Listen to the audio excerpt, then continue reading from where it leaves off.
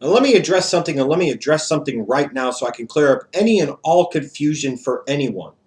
If there's one thing that skins me more than anything else, that one thing that really gets my goat more than anything else, that is anybody that dares ever question me in my fanhood and my love of the Chicago Bears. For any of you that have ever doubted that or called me into question on that, let's straighten some shit up right now. How about that? Number one, I've watched this team since I was 4 years old. That's the 1985 season. That's 28 years.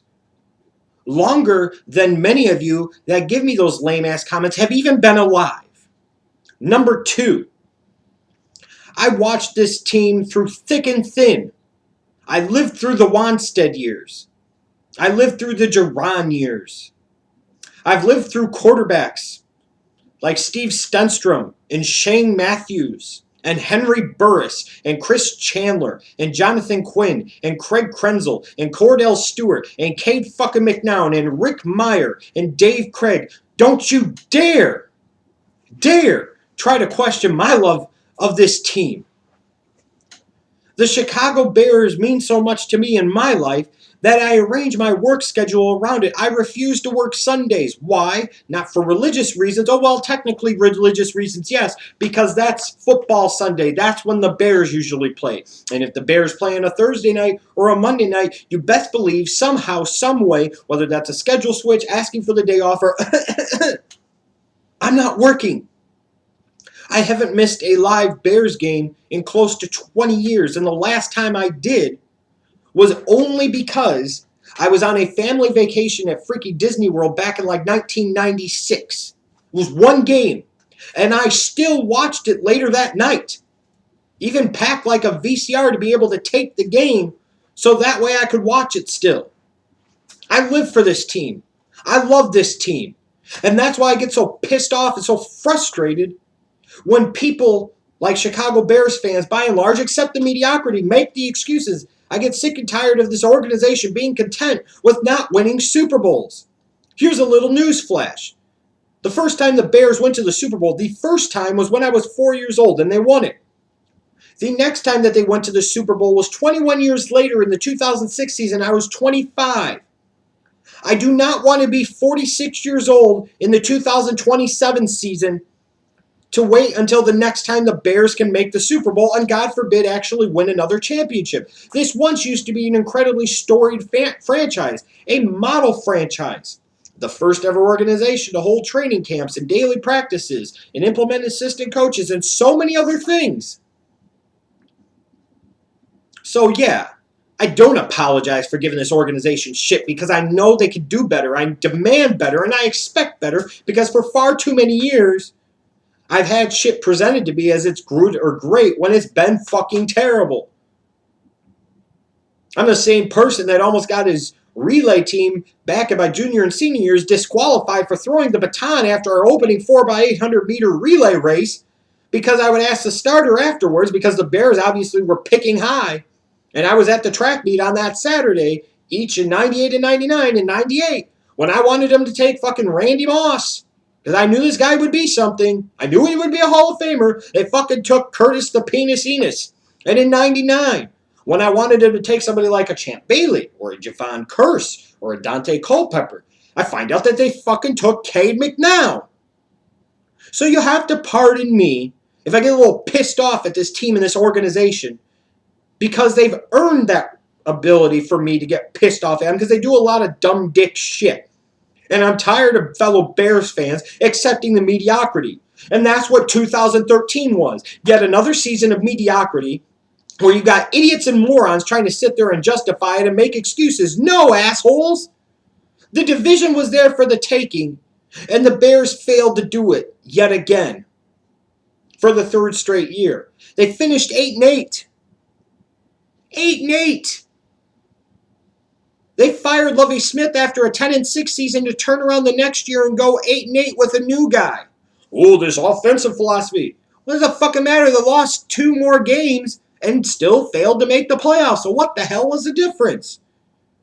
This is a team that yet again started off very well. Started off 3-0 and then was 5-3 after the Green Bay game and found a way to go 3-5 the rest of the way.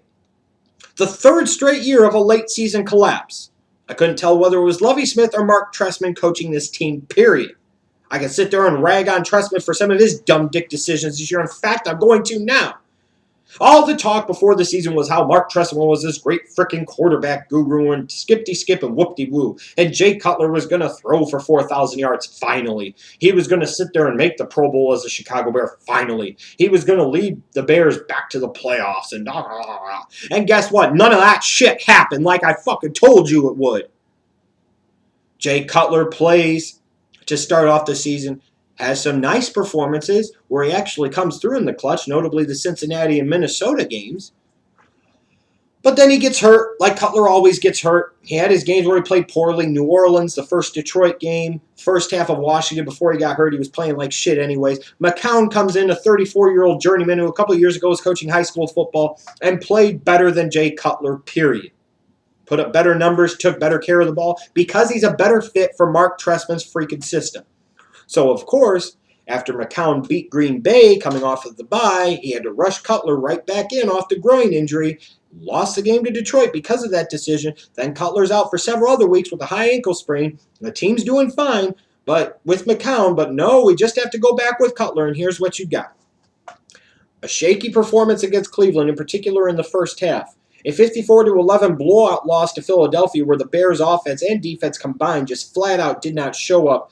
And then the Green Bay game where the Bears' offense managed to score 7 points in the first half. Cutler has an okay second half against a 26th-ranked defense that doesn't have Clay Matthews. And everybody's trying to sit there and tell me, oh my God, this is the reason he should be retained. Ultimately, he lost to Green Bay again. He's 1-9, including the 2010 NFC Championship game, you stupid idiots, against Aaron Rodgers and the Green Bay Packers. They're the gold standard in the division. Those are the guys you're supposed to beat. And consistently, time after time, one reason or another, under Jay Cutler, it doesn't get done. When you look at this team, though, they definitely did make some significant offensive strides in 2013. A good free agent signing of Martellus Bennett. Matt Forte obviously fits Mark Trestman's system very well. He had almost 1,900 all-purpose yards, and I think he had like 12 touchdowns. It was a very nice year for him. It was something like that. I might be a little off on the touchdown. Averaged 4.6 yards per carry. Had a really good year.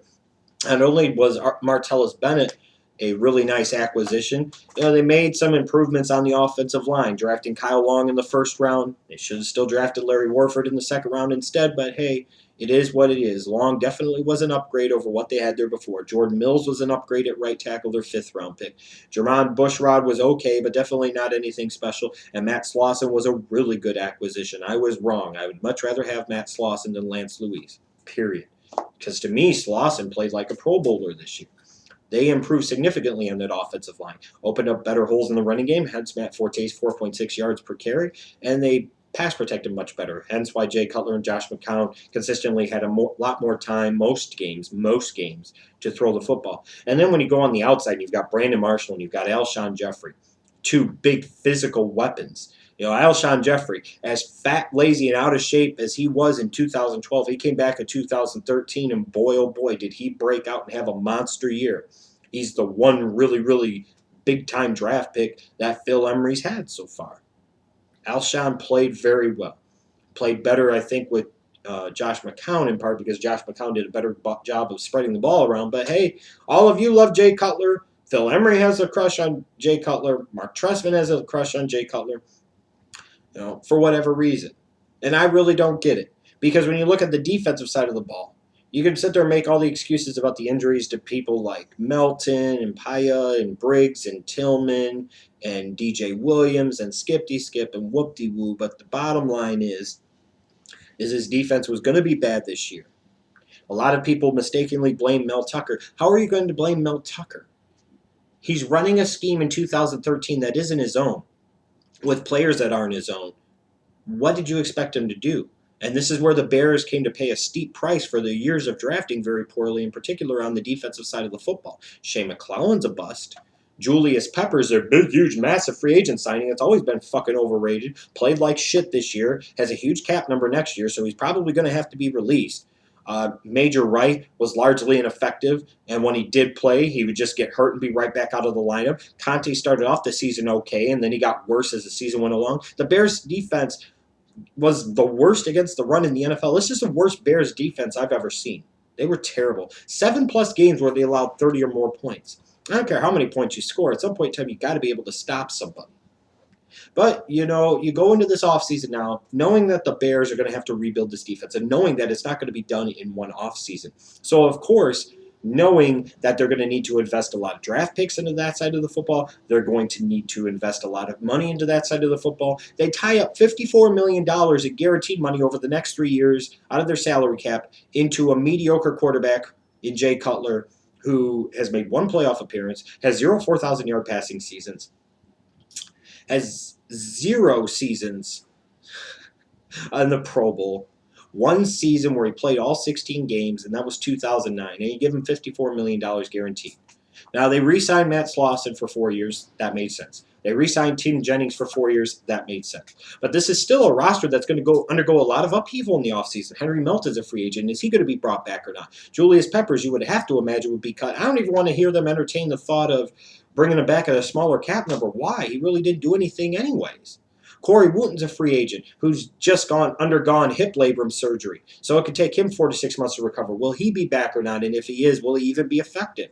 Lance Briggs is 34 and starting to decline. DJ Williams is a free agent who probably won't be brought back. Peanut Tillman is a free agent. And there probably are some serious questions with them already re-signing Tim Jennings so quickly, whether Peanut Tillman's going to be back, especially with Lovie Smith taking over down there in Tampa Bay. I could imagine him desperately wanting to bring Peanut down there to play on the other side, potentially, of Darrelle Revis. Major Wright's a free agent who's probably not going to be back. So there's a lot of questions, a lot of holes on this defense, and the holes are only going to get bigger. So you decide to tie up an average of $18 million in cap space each of the next 3 years into a mediocre starting quarterback. This is the type of dumb shit that the Chicago Bears do. And they've done it consistently year after year after year. And when you look at this team and their needs in the offseason, you can't just strictly focus, I think, on the defensive side of the football because that would be foolish. One weakness of this offense is their lack of a credible, explosive slot receiver that could, cause havoc over the middle, excuse me, and stretch the ball vertically down the field. They need that slot receiver. And they need that smaller, shifty, quick twitch guy. Earl Bennett's not it. Marquise Wilson is a nice player, but I don't envision him in that type of role because, again, he's more of a bigger physical type of guy along the lines of a Brandon Marshall or an Alshon Jeffrey. Nothing wrong with it. It was a great value for a 7th-round pick, but he doesn't fit that need and that role that offense is lacking right now. To me, they also don't have a real credible, valuable backup behind Matt Forte. Michael Bush really didn't do much this year to impress me. He might not be brought back. I still think you need an upgrade at center over Roberto Garza. You need a number 2 tight end that's credible because Martellus Bennett is nice, but why have 1 tight end when you can have 2? They need a young backup quarterback to be ready when Jay Cutler, after 2 or 3 seasons, establishes yet again that he's not the franchise quarterback to build your team around. Yet again, it might be wise to get somebody in-house. So they have holes all over the place, even on the offensive side of the football. You might say, well, they're not huge holes on the offense. Yeah, because the offense did play well at times. They were explosive at times. They put up some points at times. But they still have areas of deficiency that still need to be addressed. And then you look on the defensive side of the football, especially with the 14th overall pick in this draft. At least the Bears will have more draft picks this time around, and they're going to need them because they need to address the defensive line everywhere. I see all these mock drafts talking about the Bears taking a defensive tackle. Well, that would make a tremendous amount of sense. Shane McClellan's a bust. Corey Wooten's coming off of injury. He might not even be back because he's a free agent. Peppers might get cut. Defensive end might even be a bigger need than defensive tackle. You look at the linebacking group. Bostic really did nothing to impress me. James Anderson, are you really going to bring him back? Somebody like a C.J. Mosley might make a tremendous world of sense. At safety, Clinton Dix makes a world of sense. Dennard, or Gilbert. One of those 2 corners makes a lot of sense. The point of the matter is, it really doesn't matter who they take at the defensive side of the football in the first round because they're going to have to invest a lot of picks on it. But they have to make sure that it's not a bust like Shane McClellan is. Because if you can't draft the defensive side of the football, which I'm starting to question if Phil Emery really can, then it's going to get even worse in Chicago. And if you thought 8-8 was bad in 2013, wait until 2014. Your offense is going to be scoring 30 points a game. Cutler will miss 3 or 4 games because of injury. You won't have as credible of a backup. And then you'll be 6-10. And then what is everybody's excuse going to be after that?